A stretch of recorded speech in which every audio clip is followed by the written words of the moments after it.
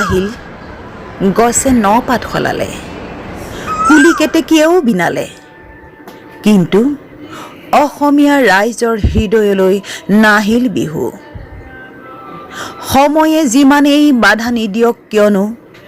ঐতিহ্য পৰম্পৰা ৰক্ষা কৰিবই লাগিব সেয়ে চ'ত আৰু বহাগৰ দুমাহী আজি সংক্ৰান্তিৰ দিনা অসমীয়া ৰাইজে পৰম্পৰাগতভাৱে পালন কৰিছে গৰু বিহু টিপাম ফাকিয়াল গাঁৱৰ আমি ৰুবুল দত্তৰ ঘৰত তেখেত এজন উদীয়মান কৃষক ভাল এজন খেতিয়ক হিচাপে তেওঁৰ নাম আছে পৰিচিত তেওঁ আমি তেওঁৰ কাষত উপস্থিত হৈছোঁ যিহেতু অসমীয়াৰ বাপতি আহোন ৰঙালী বিহুটিৰ আজি গৰু বিহুৰ দিনা তেওঁ কিদৰে পৰম্পৰা কৃষ্টি ৰক্ষা কৰি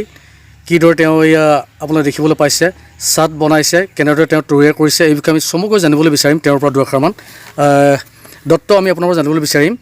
আপুনি বৰ্তমান যে এয়া তৈয়াৰ কৰি আছে এয়া লাও বেঙেনা হালধি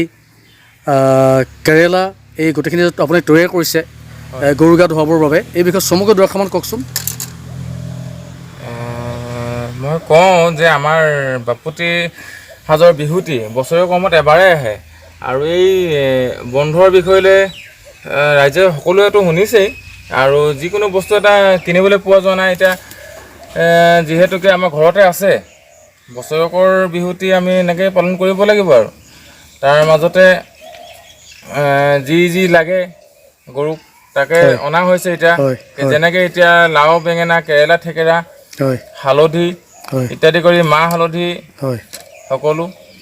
এয়া চাটৰ মাৰি মাখিয়তী এয়া দীঘলতি তাকে আৰু গৰু গা ধোৱাৰ বাবে যি আপুনি যে খৰিকাবিলাক বনাইছে এইটো কি বুলি কয় আচলতে এইডাল চাটৰ মাৰি এয়া চাট চাট বুলি কয় আৰু চাট বুলি কয় ইয়াত আপোনাৰ কি তাত সংলগ্ন কৰিছে আপুনি এতিয়া যে লাও বেঙেনা হালধি কেৰেলা থেকেৰাটো আপোনাৰ এইটো মানে কি থেকেৰা বৰ থেকেৰা বুলি কয় নহয় জানো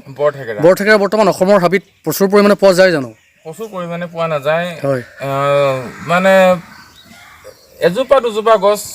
হয় যিহেতু মানে আজিৰ নৱপ্ৰজন্মই বৰ থেকেৰা চিনি নাপায় ধৰি লওক আপোনাৰ এয়া মানে পুৱাই ধৰি লওক আজি গৰু বিহুৰ দিনা গৰু গা ধুৱাবৰ বাবে কি বস্তু লাগে সেই তথ্যখিনি বহু আমাৰ নৱপ্ৰজন্মই নাজানে সেই বিষয়ে আপুনি অকণমান বুজাই দিয়কচোন তাকে এতিয়া আমিও বৰকেতো নাজানো কিন্তু তেওঁ দুআষাৰ কওঁ আমাৰ এই চাটৰ বিষয়লৈ যে 5বিধ বস্তু লাগে হয় যেনেকৈ এতিয়া আপোনাৰ যিদৰে দেখুৱাওঁ মই এয়া হ'ল লাও জাতিলাও কেৰেলা তিয়ঁহ বেঙেনা এয়া হ'ল থেকেৰা এয়া হ'ল হালধি বহুতে কয় বোলে ক'লা হালধিও দৰকাৰ হয় ক'লা হালধিও লগত দিয়া হৈছে তাৰপৰা এয়া হ'ল হালধি আৰু মাহ হালধি আজি ধুৱাব তাৰমানে মাটিমাহ প্ৰথম গৰুকেইটাক মাহ হালধি লগাই ল'ম বা লগাই লোৱাৰ পিছত ধুৱাই পেলাই চাট ব্যৱহাৰ কৰিম তাৰপাছত মানুহ যি অকণমান থাকিব মানুহে গাত সানি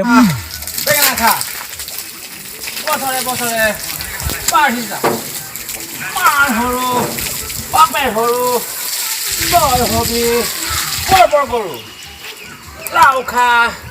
বেঙেনা খা বছৰে বছৰে লাও খা বাঢ়ি যা বছৰে বছৰে বাঢ়ি যা মাৰ সৰু বাপেৰ সৰু তই হবি বৰ গৰু মাখি পাত মাখি মাৰো জাত জাত লাও খা বেঙেনা খা বছৰে বছৰে বাঢ়ি যা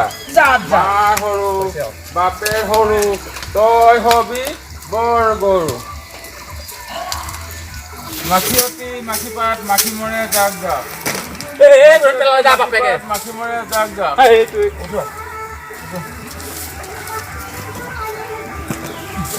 মাখিয়তী মাখি পাত মাখি মৰে জাক জাক দীঘলতি দীঘল পাত মাখি মৰে জাক জাক দীঘলতি দীঘল পাত মাখি মৰে জাক জাক দীঘলতি দীঘল পাত মাখি মৰে জাক জাক দীঘলতি দীঘল পাত। বহাগ বিহুৰ এবিধ পৰম্পৰাগত খাদ্য হৈছে আমৰলি পৰুৱাৰ টোপ। গৰু বিহুৰ দিনাই